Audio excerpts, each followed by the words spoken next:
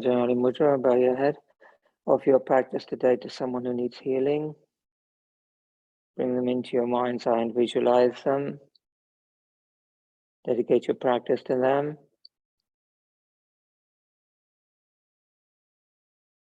Namaste. I think we could probably turn the infrareds off, please.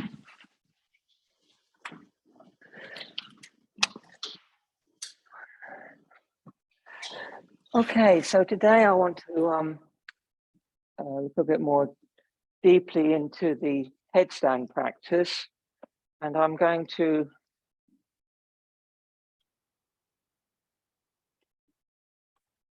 start by doing a reading from this book by Srivatsa Ramaswami, Yoga for the Three Stages of Life.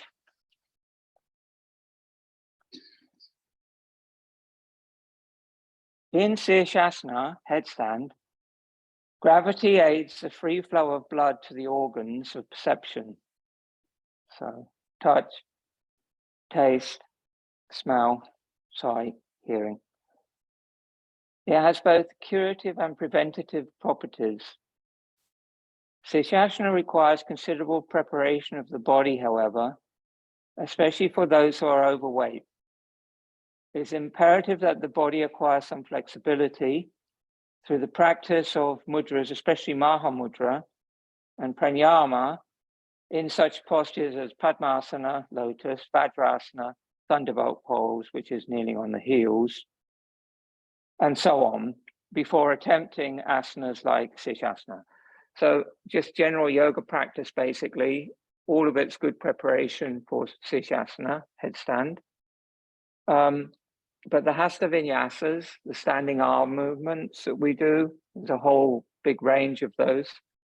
And they're all very good for preparation of the shoulder girdle and the neck and the spine. And then shoulder stand is one of the main postures for preparation for headstand. And then the other things that we've done in our headstand workshops over the last 2 weeks, all preparations for the headstand.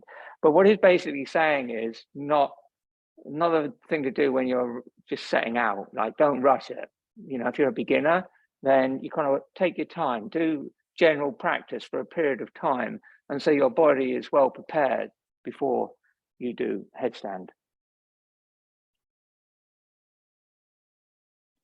The main objective of Sirsasana is not merely to arrange for a copious blood supply to flow to the head and the upper limbs of the body, but also to slow down the respiratory rate. It is the contention of yogis that one's predetermined lifespan, measured in terms of breaths and not in time. So a lot of old yogis have got really no idea how old they are. It's not something that's considered to be really important. And what they mean when they talk about lifespan being measured in breath, is it really, they're really talking about vitality. So you can be an older person and have incredible vitality. And maybe you know some people like that, really old people.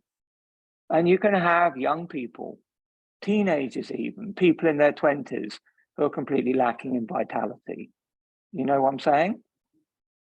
So the thing that he's talking about is like the control of the breath, being able to control the breath, being able to regulate the length of the breath, being able to maintain pauses in the breath, all these things which have a profound effect on the pranic body, the prana, and all those practices we're doing within this system of yoga, they're all things that maintain vitality. And the other thing about it is the length of the breath. When you slow down your breathing, it's actually kind of causing less wear and tear on the body. Because of there's actually less physical use of the respiratory system, but also because it gives better oxygenation of the organs and the blood. And so that really helps with longevity and vitality. Like they say in yoga, if you half breathe, you half live. That's really what he's talking about.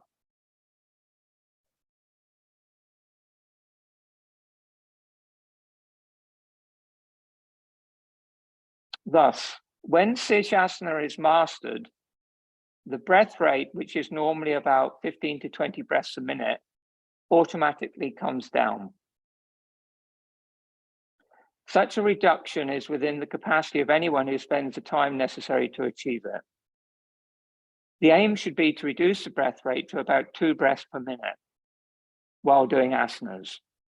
At this rate, it is normal to do 24 breaths over 12 minutes while practicing the asana. So the way of progressing an asana practice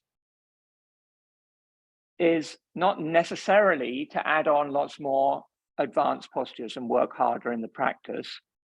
The way of progressing a yoga practice is to slow down the breath.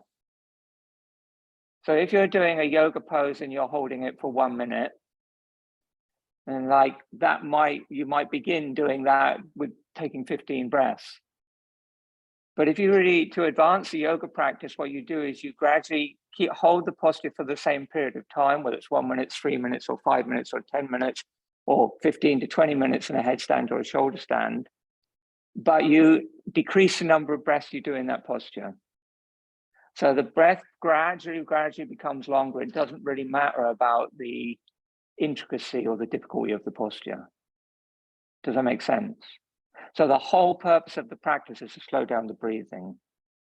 What happens when you slow down the breathing is you change the metabolism of the body, and you also slow down the mind, and you're able to access bandhas.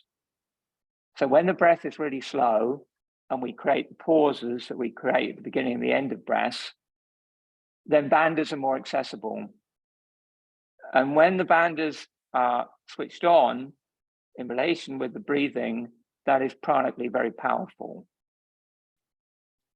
And that is why it's important to concentrate more on the breath than increasing the difficulty of the practice. If you are naturally adept and you can do a lot of more difficult postures and you can gradually work to that over time, that's no problem. Good with that, it's good. You have to work with your body, but it's not the goal of the practice. The goal of the practice is to be able to sit still and make the breath as long as possible, or go into a headstand and make the breath as long as possible, or a shoulder stand, or one of the mudras. That's the main goal. Shirshasana, no. Does that make sense? Yeah, okay. The procedure is just to do Shirshasana for 24 breaths, headstand, followed by a 2-minute rest in Shavasana. Then one would do a posture such as Padmasana, lotus, for a few breaths, until one feels normal and relaxed. This is the method of progression of Vinyasa. Even then, Shirshasana should be done only after a few preparatory exercises, such as Savangasana, shoulder stand, and certain bandhas and mudras, as mentioned earlier. So here he's switching the way we normally practice. He's saying, do headstand, then do shoulder stand. Whereas when we practice, we normally do shoulder stand, then headstand. Yes? So the reason for this is you only do it this way round. This is for a proficient, somebody who's really proficient in headstand. When you're really proficient in headstand, then you switch it and you do the headstand first and then the shoulder stand. And then lots of Krishnamacharya practices, like the way he in some of the practice that you see that he did, he would do it both ways. He would do shoulder stand, then headstand, then shoulder stand again. Just to kind of like compound the effects of the postures together. And I talked about this yesterday, and then I thought there's something I didn't really, because I sort of forgot about it, because I've learned this quite a long time ago, like why is it done that way? So when you do the headstand, what's happening in the headstand, it's to do with something called soma. Soma means that it translates as the nectar of immortality. And this is something which is produced by your spiritual practice by the pineal gland. And they say in the scriptures, it's like just a few drops. It's just a very small amount of this precious fluid, which is kind of it's not symbolic, but it is to do with your spiritual awakening and your spiritual potential.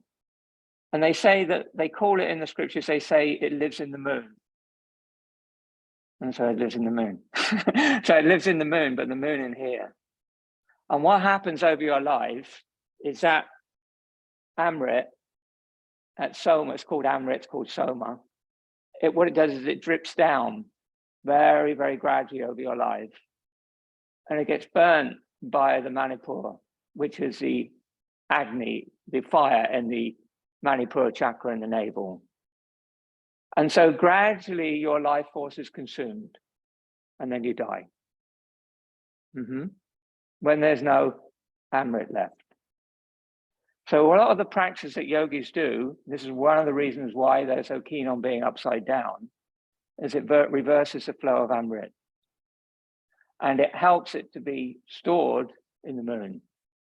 So really the moon and the fire of the kind of like, when you're talking about it in the astral body, you're trying to sort of preserve not just your physical life, but your spiritual awakening by turning the body upside down. And there's other practices that also do that. Maha Mudra does that. And some of the pranayamas, when you do, when you're using bandhas, they do that.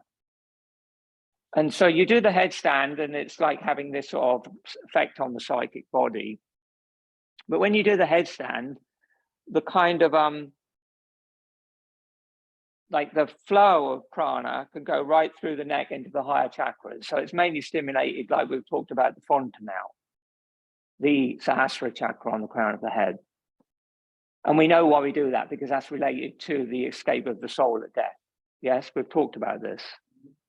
So that also relates to the awakening potential of the soma. So when that soma is gone, that's when the fontanelle opens and the soul leaves the body. And so the other thing that happens that's different in a shoulder stand, I was thinking about earlier, when you do a shoulder stand, when you do half shoulder stand, you've got, the throat isn't fully closed, is it? You know, you've got the body at 45 degrees and the legs at 40. That's called Vipariti Karani.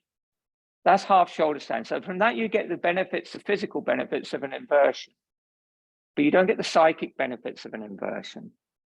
In a full shoulder stand, the body's vertical and the sternum is pressing against the chin.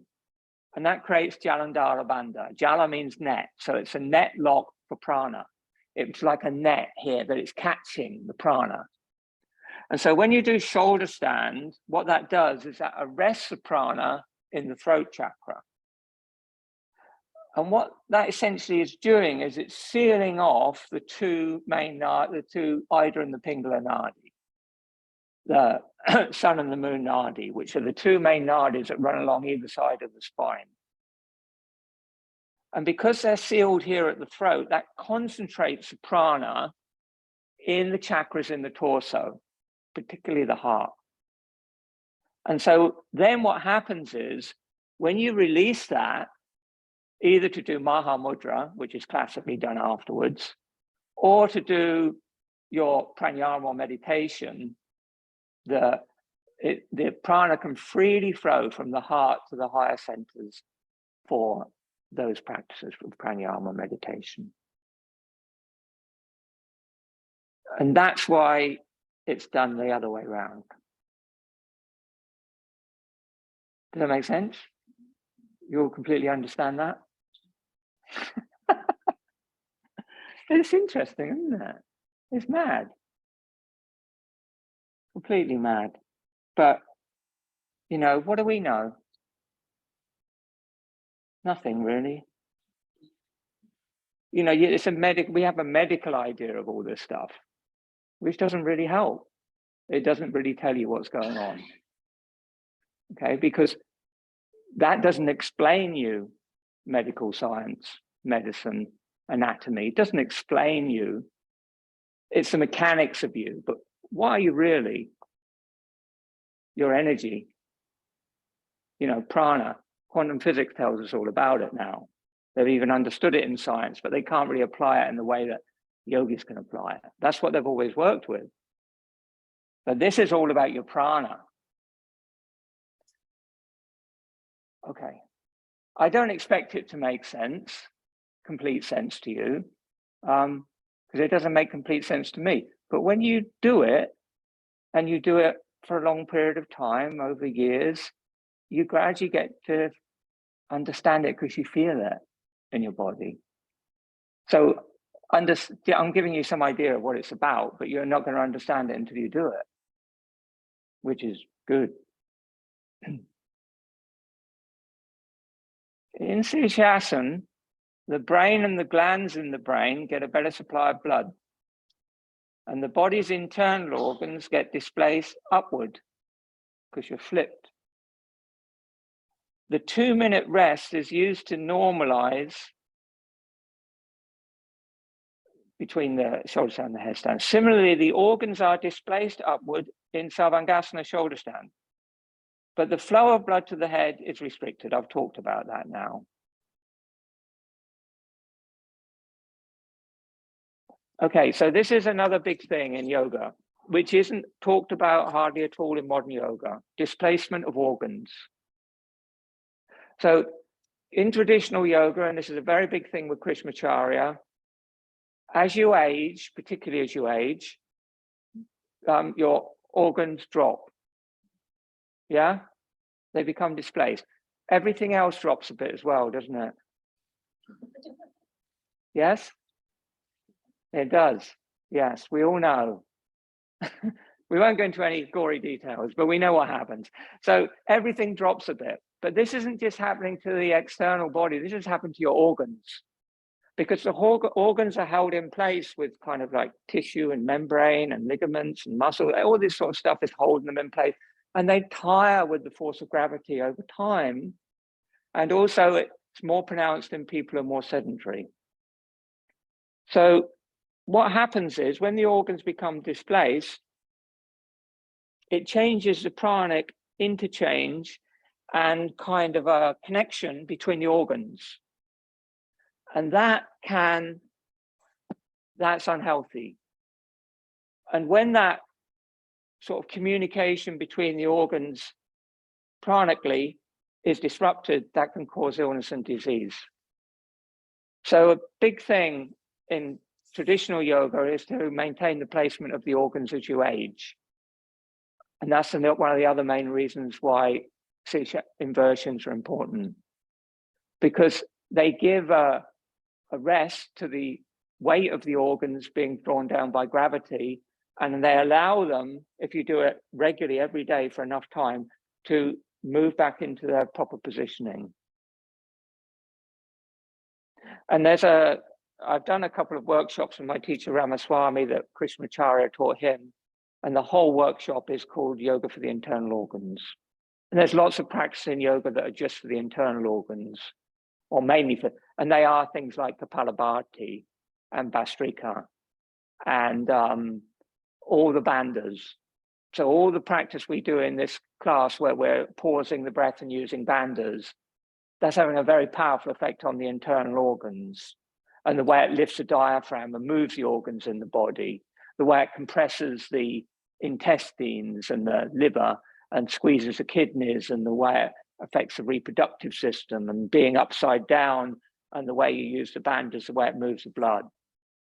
And it also prevents the pooling of the blood in the organs, which is what happens when you're upright all the time, which is why you get so much relief when you just lay in bed at night. Oh God, it's because like the blood is then more easily able to flow. But when you do that, when you completely invert the body, all the blood that's pooled in the lower extremities and also in the lower extremities of each organ can return by being its return to the heart. And then a fresh supply of blood goes around your body.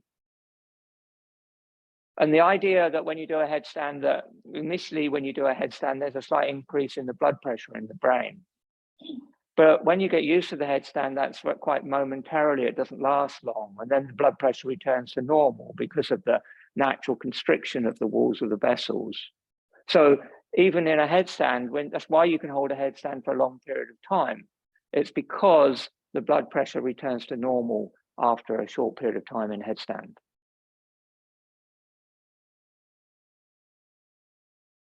You want to know what the benefit of the headstand was, huh?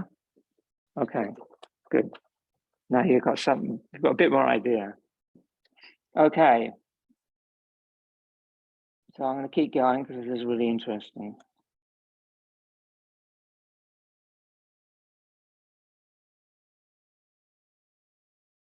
This group of asanas, inversions, therefore helps restore the state of equilibrium of the vital organs such as the liver, kidneys, and the prostate. This is the reason for doing the postures in that particular order. The breathing pattern in Sirsasana requires some attention. As mentioned, there are 4 distinct steps. I'm not going to read through it, it's quite long. It goes into a lot of detail about how it affects the breathing. So I'm just going to skip and explain it a little bit to you afterwards. After some practice, kumbhaka, you know, kumbhaka is breath retention. Yeah, where you hold the breath. After some practice, kumbhaka, say for up to 2 to 5 seconds after inhalation, and up to 10 seconds after exhalation, may be practiced. So when you're starting out on your practice, you just start by exhaling a bit longer for your whole practice, you know, apart unless it's a back bend. And then after a while, you start to just, at the end of the inhale, there's a little pause before the exhale comes. And it's like they say, it's like watching the breath turn. So it's just initially a pause in the breath, and then the exhale is longer. And then you begin to increase the little pause at the end of the exhale. And so the ratio of the pause at the end of the inhale and end of the exhale is 1 to 2. So if you're pausing for 2 seconds, you're pausing on the inhale, at the end of the exhale, you're pausing for 4 seconds, or 4 and 8, or 5 and 10, whatever it might be, up to 5 and 10.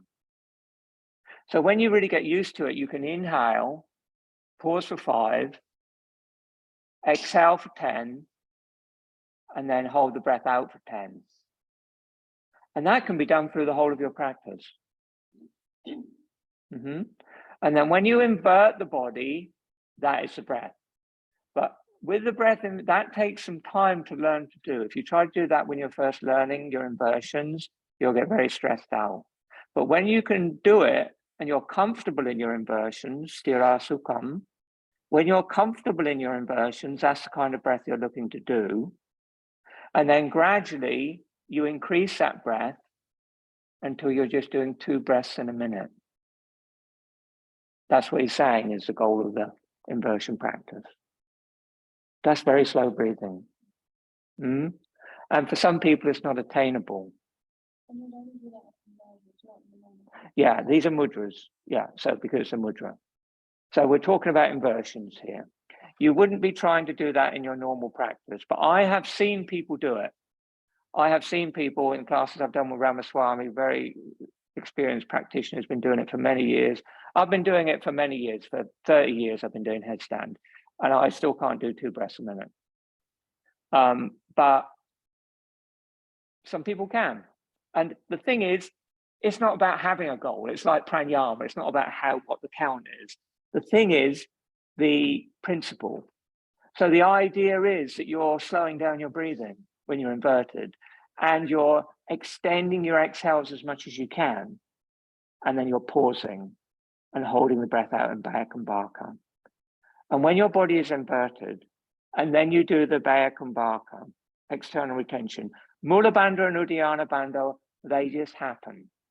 And then if you're conscious of that, you can deepen the experience of Mula and Uddiyana Bandha. The inversion helps, the long breath helps, and it's easier to do longer exhales in inversion than it is when you're upright. So that's what you're trying to do in an inversion. Before you can do that, you've got to be very comfortable in an inversion.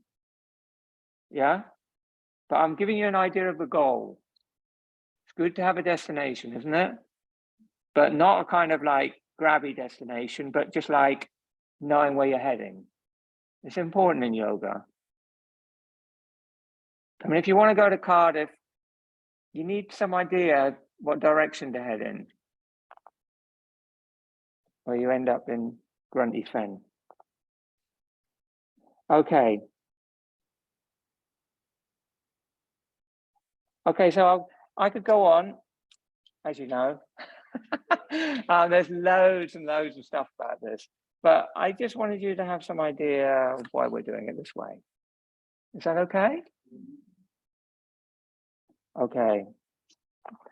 Come to your mat and standing Tadasana.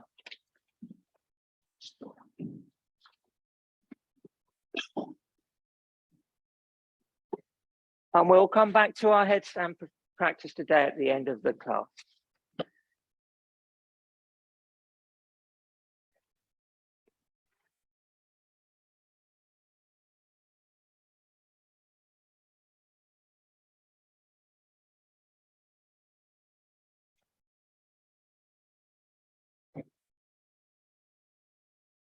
Standing in Tadasana, chest up, chin down, looking into the heart.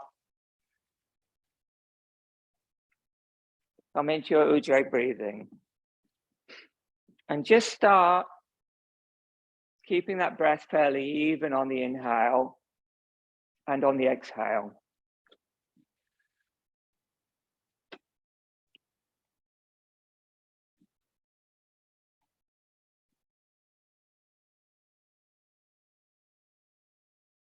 And then I just want you to feel as the breath comes in, there's a slight pause where the breath turns. So you're conscious of the turning of the breath before you exhale.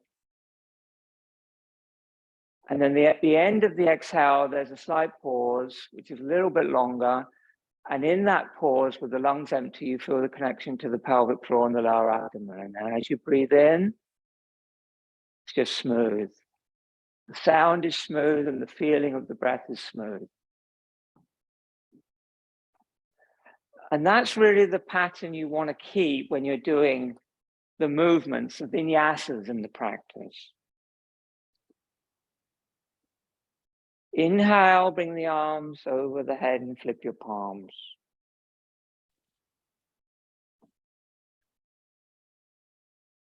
Look up, slight pause. Exhale, begin the breath and lower the arms on the breath.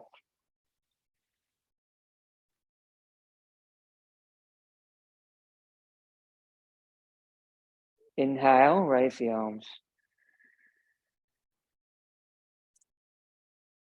We'll pause at the end of the breath. Reach up. Keep the length in the spine. Exhale, lower the arms. Let the shoulders go right down as the arms go down. You're still looking into your heart. Inhale, raise the arms. Lift up and pause. And exhale, widen down.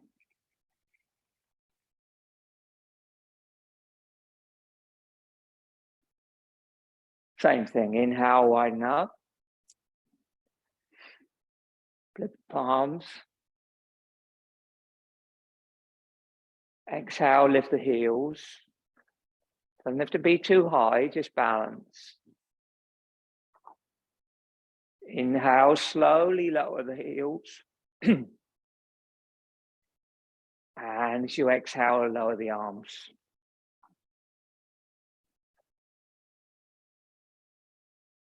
Inhale, arms widen overhead.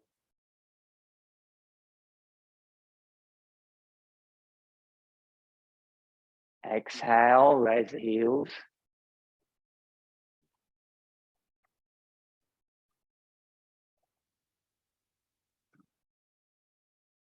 Inhale, lower the heels. Exhale, lower the arms.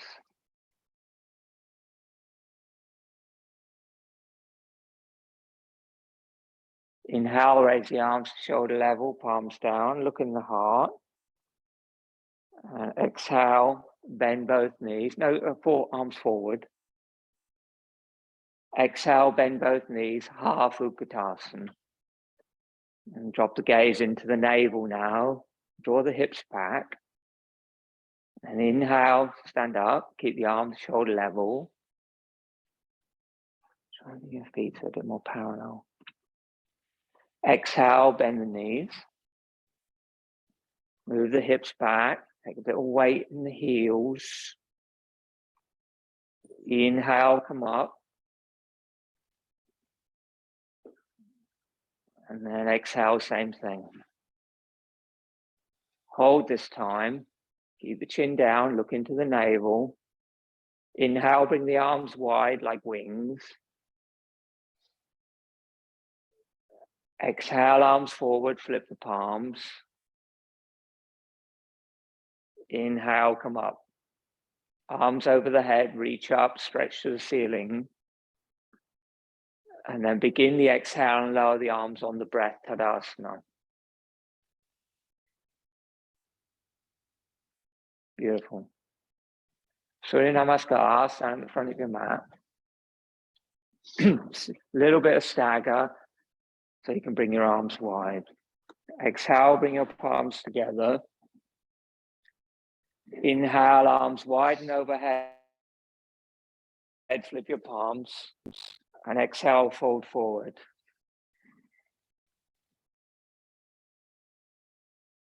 Inhale, exhale, Utkatasana, squat all the way down. Inhale into your back ribs. Hold the breath, hop or step back, Chaturanga. Knees may be down for half Chaturanga. Don't struggle. Fully exhale there. And then lower all the way to the floor. Arms forward, hands in prayer, full prostration.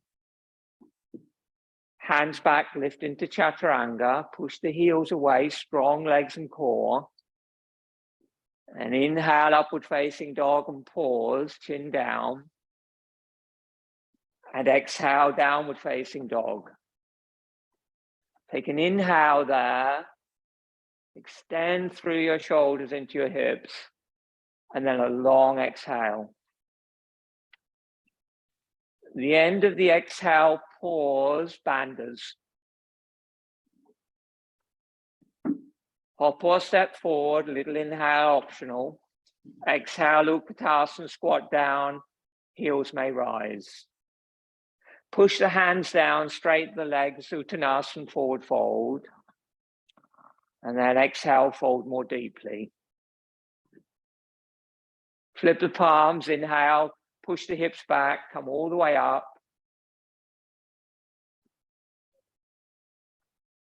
As you exhale, bring the hands over your heart in prayer.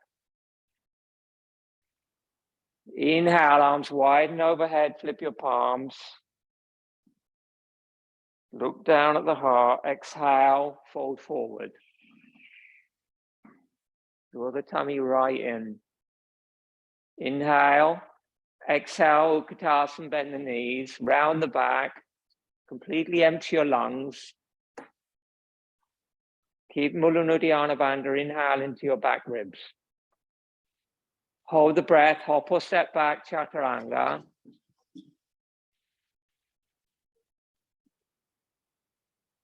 All the way to the floor, full prostration. Exhale, Chaturanga. Inhale, Urdhva Mukha. Exhale, Adho Mukha. Inhale there. Ground the index finger bases, lengthen through the inside of the arms. And exhale fully till you're empty. And hop or step forward, come into Utkatasana.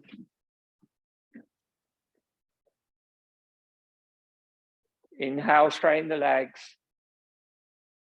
Exhale, round into the legs. And move the hands back so they're more in line with your feet if you can. Flip the palms, inhale, forward and up. Reach up, keep the chin down, Marcus. And exhale, Anjali Mudra. And then stand in Tadasana.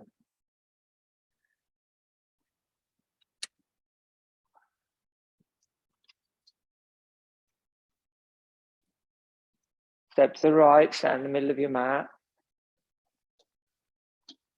Tadasana. Inhale, raise the arms.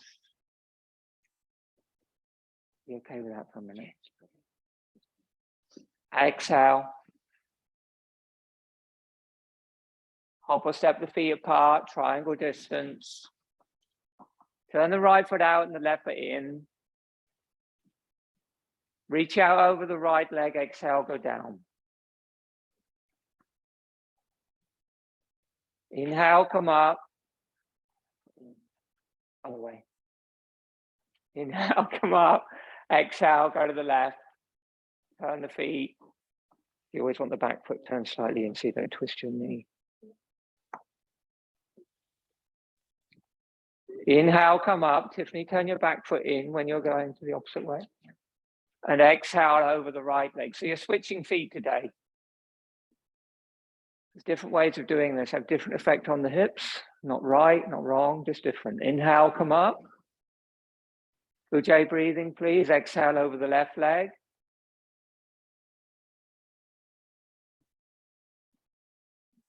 And inhale, float up. Switch the feet, exhale over the right. And now it's 3 breaths. Smooth Ujjayi breathing, slightly lengthening the exhales. The end of each exhale, a little more engagement in Mula Uddiyana Bandha. Back of the neck long. So you've got to get flatter. Come up. Body's more like that. Not dipping forward so much. And then on the inhale, float up. Switch feet. Exhale, change sides.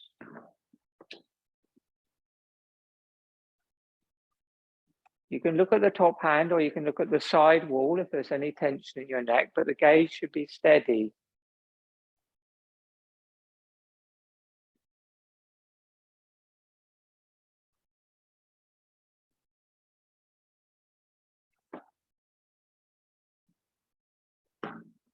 Inhale, come up.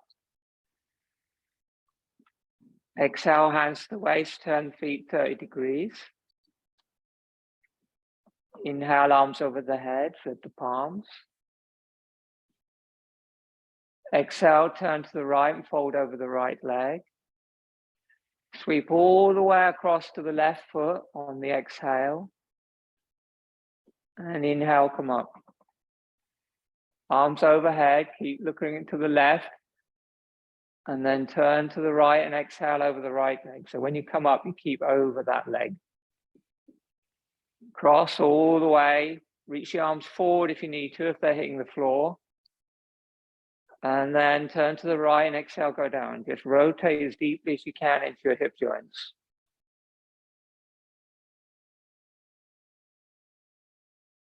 And then come to center this time, pause. And then exhale, go over the left leg and sweep across to the right.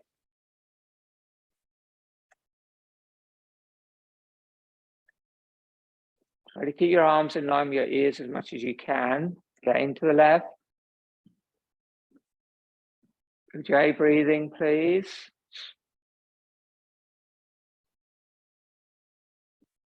And then come to the center. Got one more. I think we've got one more, haven't we? Yeah, do one more. I lost count. And then inhale, arch back and look up. And exhale, move the hips back and fold forward. Put the hands on the floor, inhale and look up or on your shins. And exhale, fold. Completely relax the neck. Lift the shoulders up towards the ceiling. And push into the hands, draw the body gently down. No struggle, no strain. Completely relaxed in the neck. Looking at the tip of the nose or eyes closed, looking at the navel. Lengthen the Ujjayi breath on the exhale and find the pause at the end of the exhale. Keep the elbows in line with the shoulders. Not much you can do about your shoulders, so everything else in line. Good, and then inhale. You can either come up with the hands on the hips or flip the palms and extend the arms forward. And inhale, come up, arch back. Look up. Exhale, hands to the waist. Good, then inhale.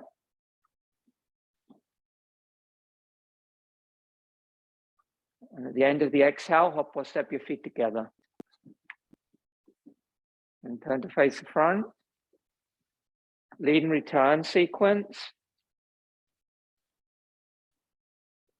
Inhale, arms wide and overhead, flip your palms. Exhale, point your fingers to the ceiling. Inhale, arch from the upper back. You can look up a bit, but don't drop your head all the way back so you can press your neck. And then exhale, hips back, fold forward, all the way. All the air out of the lungs. Then just a little shallow inhale into your back. Exhale, Utkatasana. So there's not a lot of air to get out of the lungs. You can really go deep into the bandhas. Feel the perineum lift when the lungs are empty, then inhale into your back ribs. Hold the breath. Chaturanga. So your core strong as you land. Inhale to upward facing dog.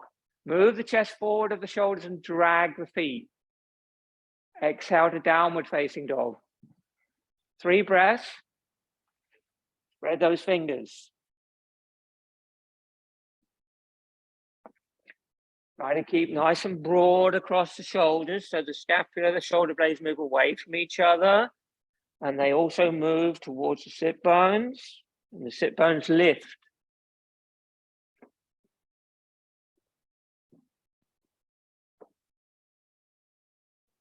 Lengthen through your back. At the end of the third exhale, bend the knees. Hop or step, Utkatasana. Squat down. Sit down, Dandasana. Legs straight, hands beside the hips, chest up, chin down, look hard, Ujjayi breathing.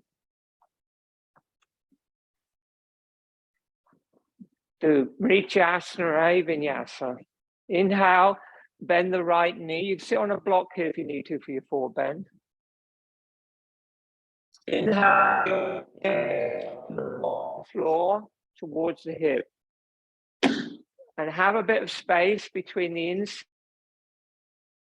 inseam of the left thigh and the inseam of the right foot, at least the width of your palm. Inhale, bring your arms over your head. And exhale, fold forward.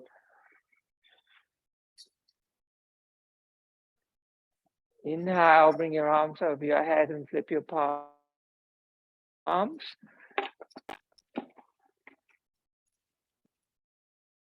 And exhale, fold forward.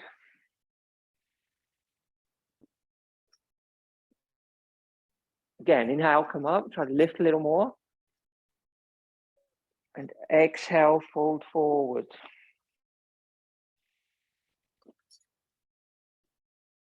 Hold the foot or the shin. Just a thin one, Caroline. Thin neck. You need to move your right foot more forward so you can get some forward movement. Breathe there. Try to, as you do it, try to work at hugging that right knee in towards your torso, not underneath, but up to. Yeah, and then flip the palms and inhale and come up. Good. Now exhale, fold halfway down. Sweep the right upper arm in front of the shin, round your back, and see if you can clasp the hands behind your back. You can sort of lean right forward and lift the buttocks up if you need to. And see how close you can get your hands towards each other.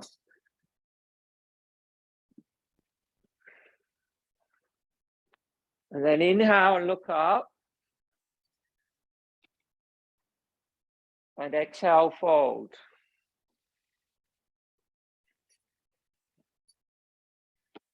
Inhale and look up. And exhale, fold. So if I'm giving you a strap, try and remember to bring a strap into class next time. And then stay there. 3 breaths. I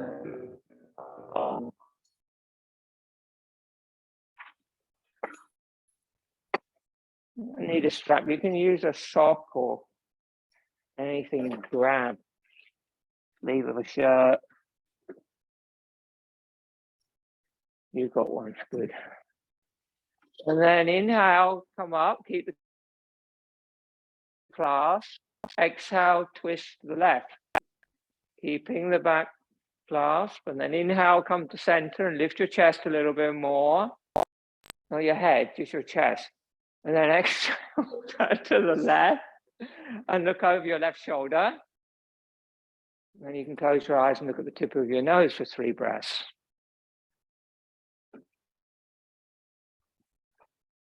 And at the end of each exhale, pause bandhas, which means perineum lifts, lower abdomen goes in and up.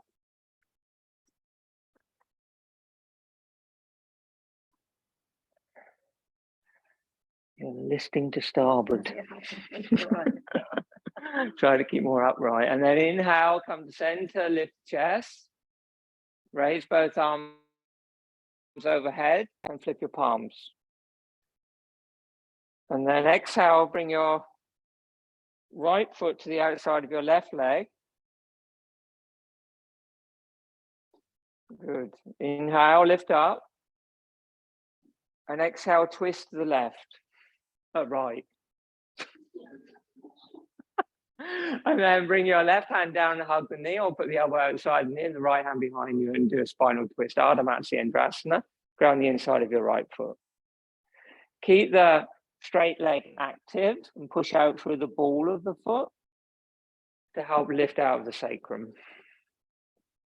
And always move the back hand round so you're moving towards it.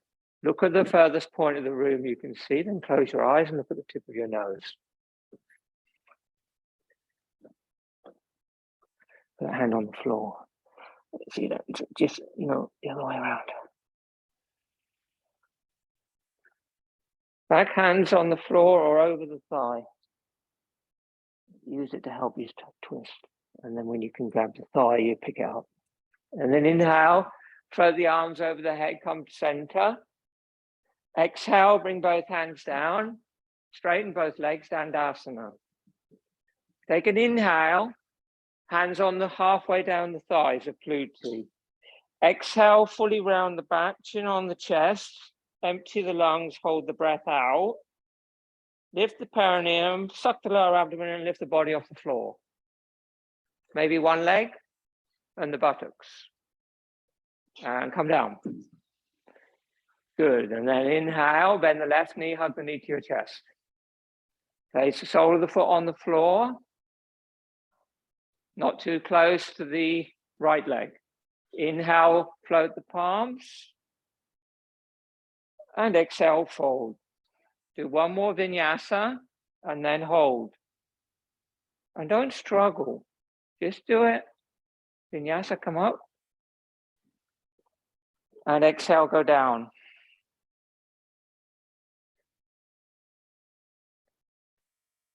And hold. And just enjoy it wherever you are. Enjoy the breathing, the sensation of the body, whatever it is, accept that. And be comfortable with it. You're holding onto the leg or the foot. Your gaze is down to your navel. Not yet, Caroline.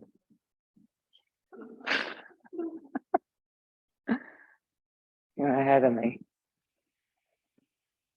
And the exhales are long, aren't they? And what do we have at the end of the exhale? A pot of gold.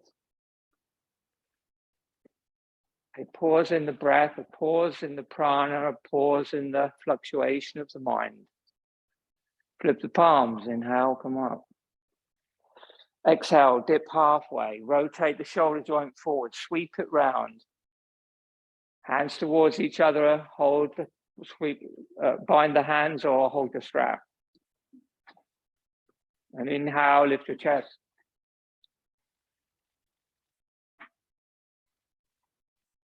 And exhale, fold forward. Inhale, lift your chest. And exhale, fold forward and hold. No. Yeah, it has to be forward. Or is it?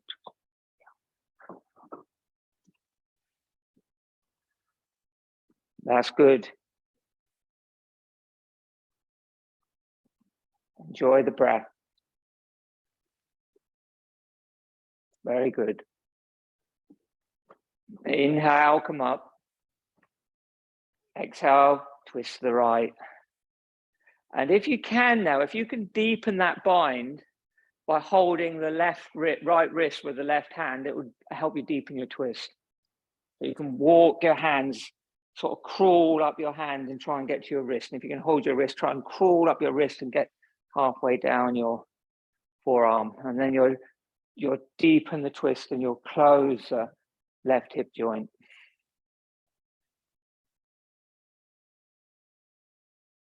Ujjayi breathing. And inhale, come back to center. Raise both arms overhead and flip your palms. Keep your arms up and exhale, bring your left foot to the outside of your right leg. Inhale, lift, and exhale, twist to the left. And then release the arms and take the same variations you did on the other side. 3 breaths, long exhales, banders at the end of each breath. You want to keep that straight leg slightly active, pushing out through the ball of the foot. So you just feel it pulls your sacrum a little bit towards your bent knee thigh and gives you length in your lower back. So you're not slumping at all into your lower back. Okay, Marcus? Take a rest. Okay. Yeah, you got to take it really easy with these twists. You feel all right? Yeah, fine. Yeah. Okay. Yeah, these twists, you have to be careful. And then inhale, come back to center. Bring the arms over the head. And exhale, as you bring the hands down, extend both legs. Round the back, fully empty the lungs. Try and do it on the one breath. And at the end of the breath, lift the legs up, the bum up, and everything up and float off the floor.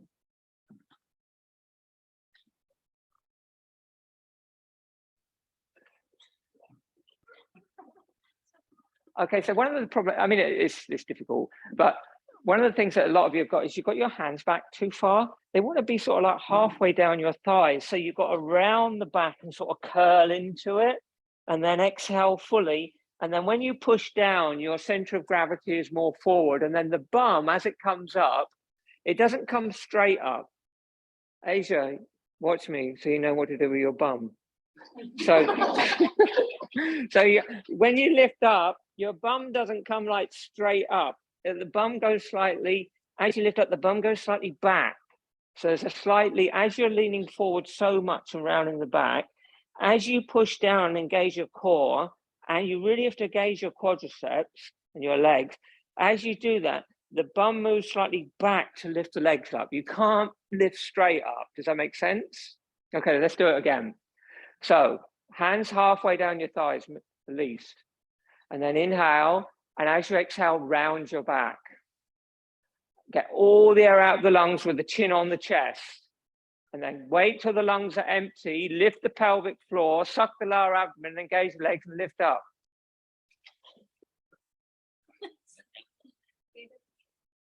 Huh? No, I'm not demonstrating. I used to demonstrate it all the time, but I'm not demonstrating. Yeah, it's pretty simple. We just got practice.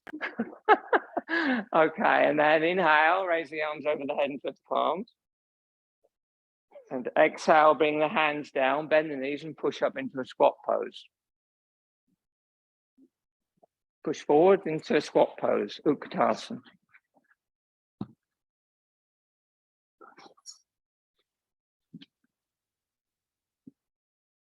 Put the hands on the floor Push your legs straight, Uttanasana, forward fold. Exhale. Inhale, flip the palms, stand all the way up.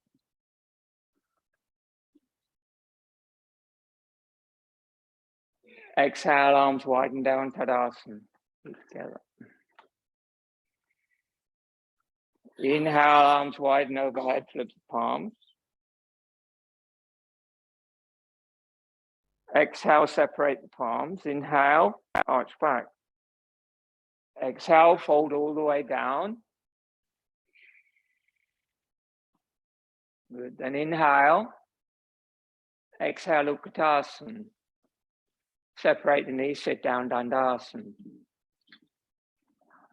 Inhale, bring the legs wide apart, Upavishta Konasana. Sit on a block if you need to. Inhale, raise the arms. Flip the palms. Exhale, fold over the right leg. Inhale, come up. Rotate a bit more towards the right leg. Exhale, fold over the right leg. Are you okay with this, Marcus? You sure? Yeah, if I feel pain, I'll go and do it. Okay. And then come up and exhale, go down and hold. And just hold for one breath. A smooth inhale and a very long exhale. And at the end of the exhale, empty the lungs. Pause, engage your bandhas.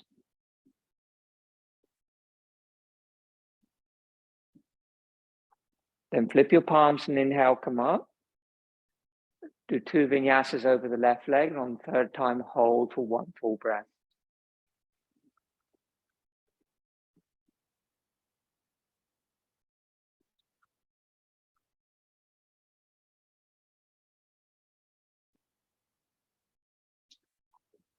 Bring your hands down and hold now, Chris. Yeah. So hold on to something, foot or the leg.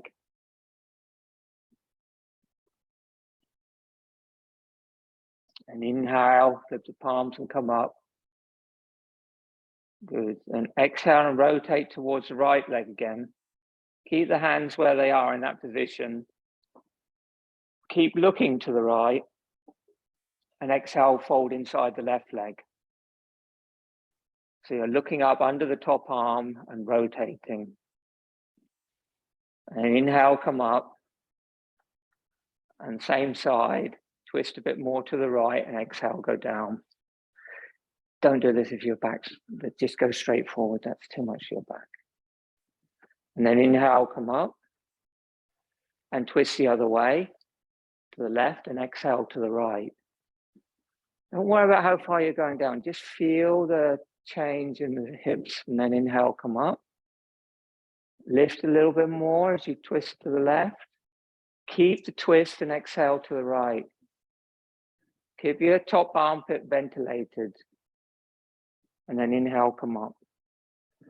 And then separate the palms and final vinyasas to fold straight forward and put the hands on the floor. Good. You can look up a little bit now. Keep your hands on the floor. And then exhale, just fold forward, comfortable for you. Round the back, look at the navel, eyes closed. Wherever you're inhaling, double the length of the exhale. Try to bring the inhale into the center of the upper back. And then bring the long exhale down into the lower abdomen, through to the pelvic floor. And pause.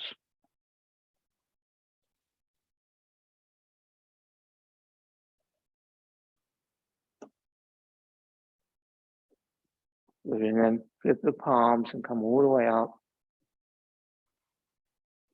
And exhale.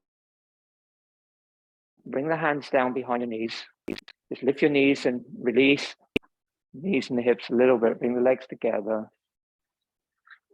In Dandasana. And inhale, float the arms over your head. With your palms. Chin down, exhale, don't move. And then as you inhale, roll down onto your back, arms over the head, drawing your core in. And then exhale, bring your arms beside your hips and take rest.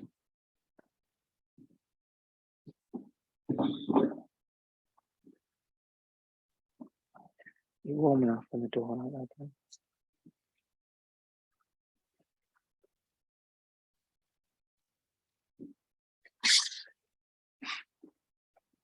Arms beside the body, palms down, feet together. You can, big toe bases touching, femurs rolling slightly in. Switch off the Ujjayi breathing, let your body breathe.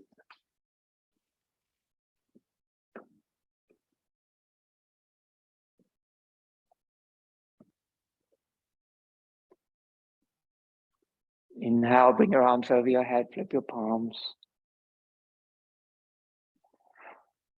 Exhale, bring the arms over, bend the knees and hug the knees to the chest. All the air out of the lungs. Cross the ankles, rock up or sit up, however you like. Okay, so we're going to cut the asana practice a bit short so we can do a little bit more work on our headstand workshop. So everybody now has something to do. Am I right? You all know what to do. Okay, so you have these options, I'll remind you. You have Utthita Padangusthasana, headstand, the most basic variation. You have dolphin. We did dolphin last week, didn't we? You have dolphin. You have 3-point pose. You all done that now? Mine, you might not have done some of these, but don't worry, I'll help you. And you've got half headstand. Yeah, it's a big menu. And then you've got headstand with the feet against the wall. You all know how to do that. And you've also got full headstand, free space in the room if you're confident with your headstand. So what are you doing when you do any of these variations? Apart from dolphin, dolphins isn't really a headstand variation. Dolphin is a preparation for headstand. In that you're breathing quite strongly backwards and forwards sleeping. But all the other things, you're concentrating on lengthening your exhale, calming, and getting used to the feel of the posture. Yeah? So don't worry too much about how long your exhale is at the beginning, but just make sure that your exhale is slightly longer than your inhale. And those of you, a couple of you will be comfortable in a full headstand here. So those of you who are in, one thing I didn't talk about, and I'm going to do it really quickly now, is when you do a headstand, when you first get into the posture, and also when you're first learning it, you have to be quite engaged. You know, I know we do Tadasana, anyone understand? Stand up.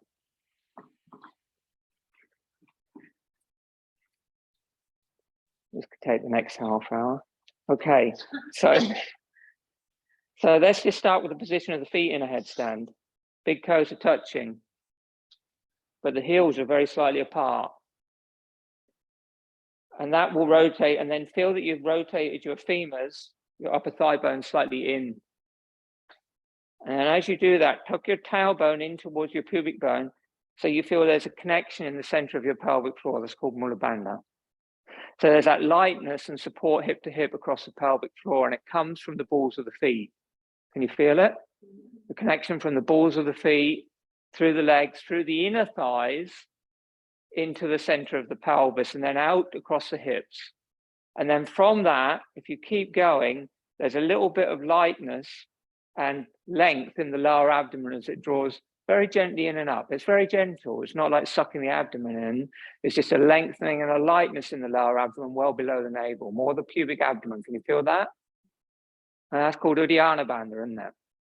So now you've got Mula and Uddiyana Bandha on. And then that is supporting your hips, but it's also supporting your lower spine. And then just bring your shoulders slightly back and down.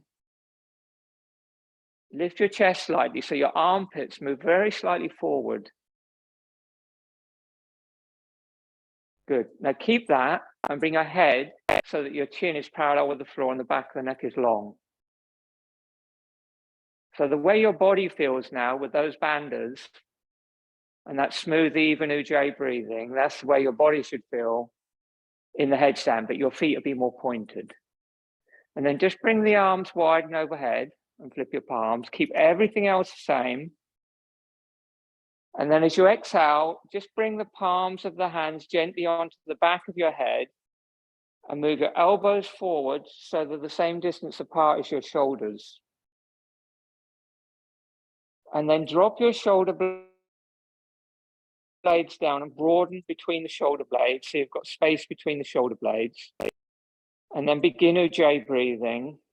Keep everything the same and lengthen your exhales. And at the end of each exhale, hands a bit higher, pause and engage a little Mula Nudiyana Bandha. Keep those shoulders down and space between the shoulder blades, exactly like you would do in a shoulder stand, a headstand. So you'd be on the back of your head, so you've got to be more upright.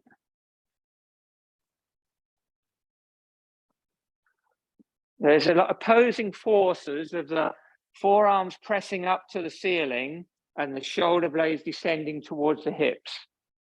And that stability that you feel when you do that in your shoulders is exactly the way you need to feel in your headstand. Very good. Yes. Shoulders are down. You're hunching a bit there, David. Good. And then inhale, push the hands to the ceiling. And exhale, widen down.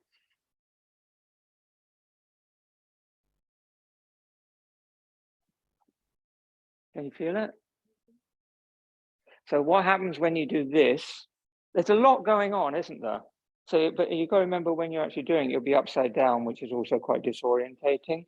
But the combination of the bandhas and the way the legs are positioned and rotated slightly in, what you're doing is you're connecting yourself pranically from the big toe bases, which is actually a chakra, all the way through the inseams of the body to connect from the perineum to the crown of the skull. And that is one line of energy. But to do that, standing up, you could feel that you have to keep muscular action happening. Can you feel it? If you don't, it all sort of falls apart. But when you're in a headstand, that's how you do it in the beginning. But when you get more comfortable in the headstand, you can let go of 80% of that muscular action, and the body will be supported by the strength in the bandhas. So then you can release the tension in the thighs. You can release the tension in the glutes. You can release the tension in the shoulders. But if you keep controlling that Mula Nudiyana Bandha on your long exhales, you will be supported in the posture by your prana. And then it'll feel light. Might take a while. Okay, choose your variation of headstand, do your practice. So, Mom, do you do a headstand practice? You do? I'm not going to try. Oh, you're going to try, okay. Were you here, have you done this with me in the last couple of weeks? Have you been here or you just here the ashram day? Yeah, ashram, okay. So, but have you done headstand before? Yeah, at home. Okay. Not proper. Okay, join the club. Okay, so I'll show you how to do it. I just want to check everybody else okay, then I'll come out and help you. Okay. Good. Choose your variation. Remember, you can come to the wall and do your half headstand, do your dolphin, do your free full headstand. If you're doing a half headstand, work at getting your head off the floor. If you're doing the dolphin, make sure you're using your legs strongly and your core strongly. Yeah, if you've got a bad back, you don't want to be doing any lifting up into headstand. You're just doing a half headstand or dolphin.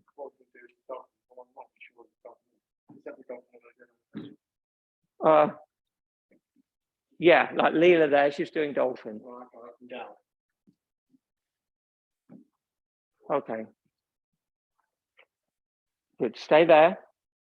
Lift your shoulders. Good. So you keep this lifted. Now bring one heel to your buttock. I won't let you fall. One heel to your buttock. Bend like that. Keep it bent. And then bring the other heel to the other buttock.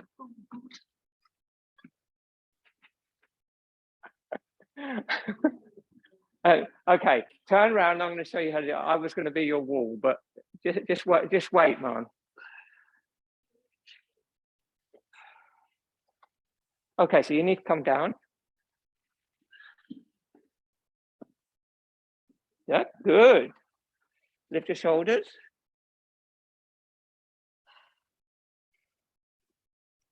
Just watch these floating ribs. Pull them back. No, back. Back. More back. More back.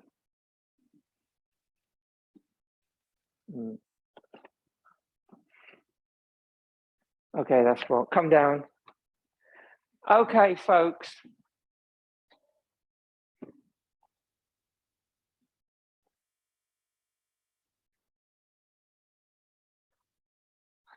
Come down, Mon. Come down, Leela. Okay, we're going to have another little headstand workshop because what happened last week doesn't seem to have quite got through. Okay. Which is fine. That's exactly what I expected. Peter, you can demo for me, yes? I'd have to do it, because then I can show people rather than... Are you okay to do it for me? Okay. Can you use your mat? Yeah. Grab that one.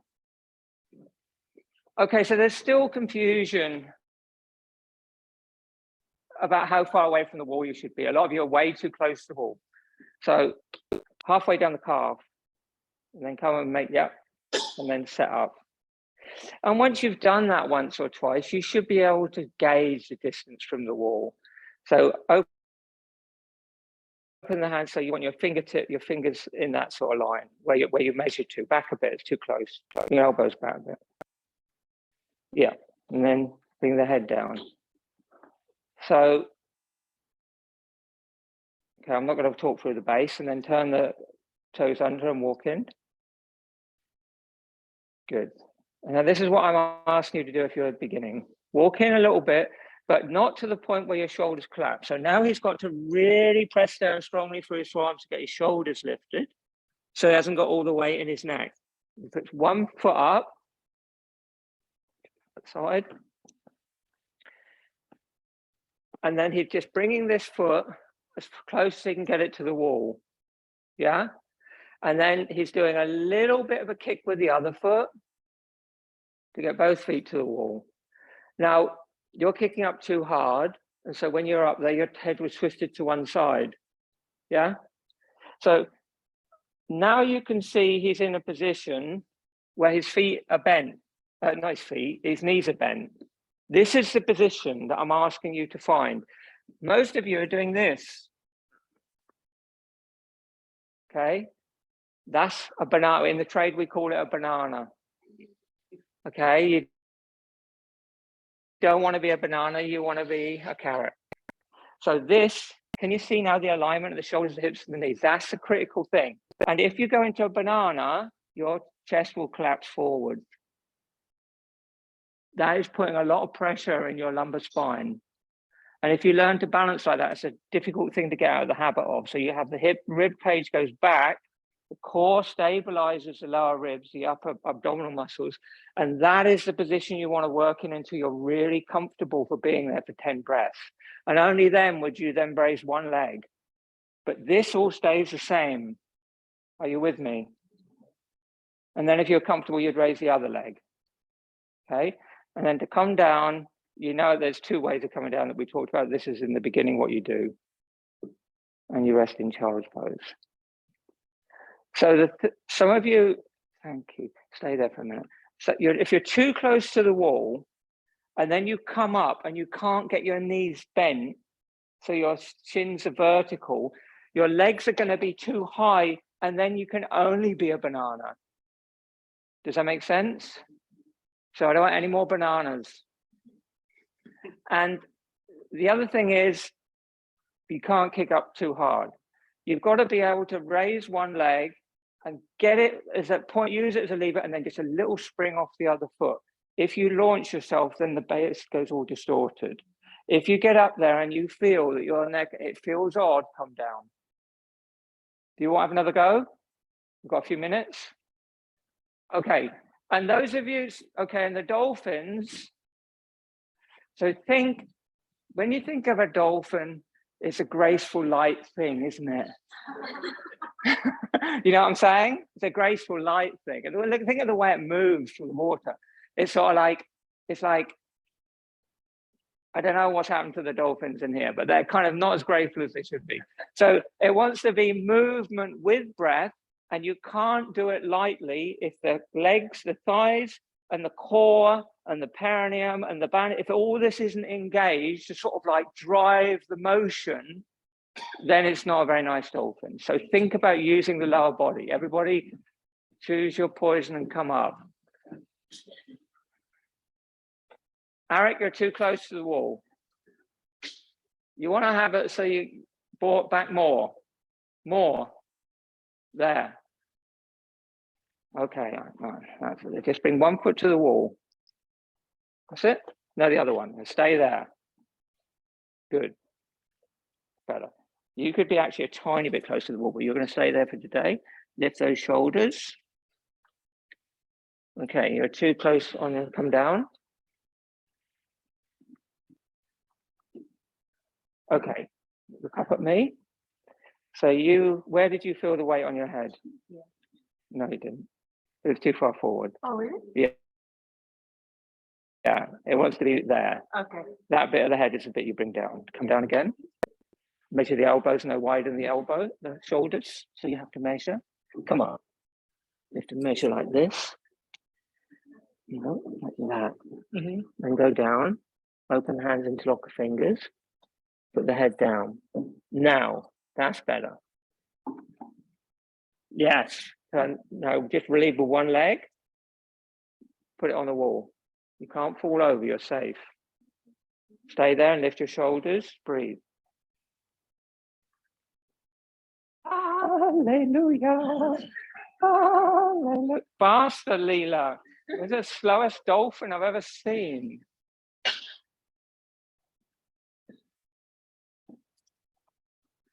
No, don't balance. Work more on getting the weight out of your neck first. And then when you feel that that you only got like 20% of the weight in your neck, only then think about balancing and use your core more, banders. And then everybody come down.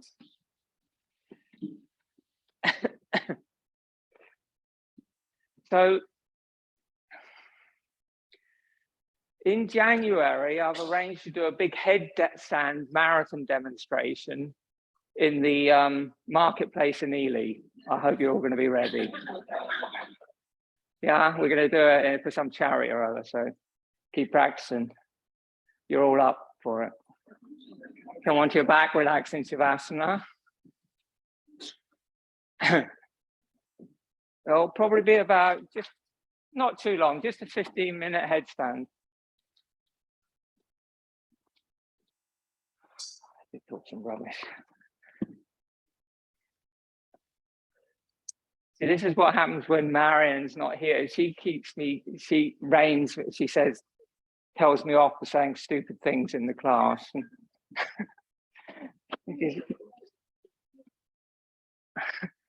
I think it's actually quite a good idea. Come up with it.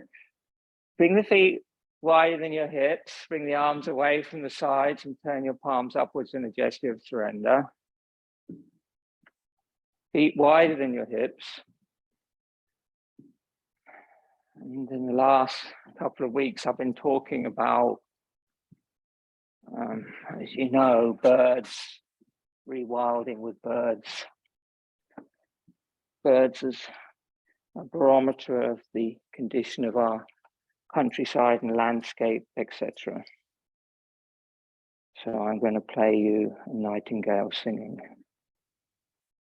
because I've been talking a bit about nightingales.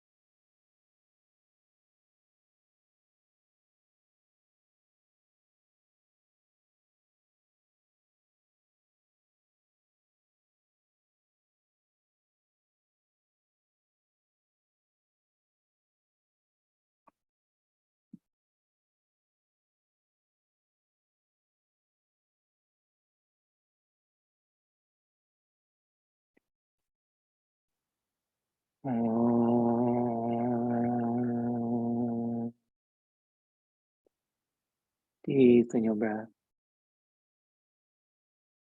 And feet together and arms by your side. Inhale, arms over your head.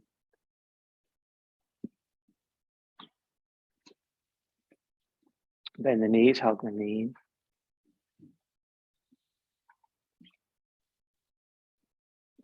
Make your way into seated pose.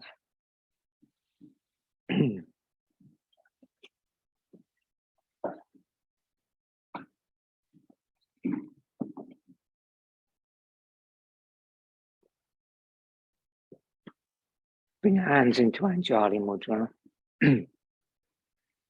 Inhale deeply for Om.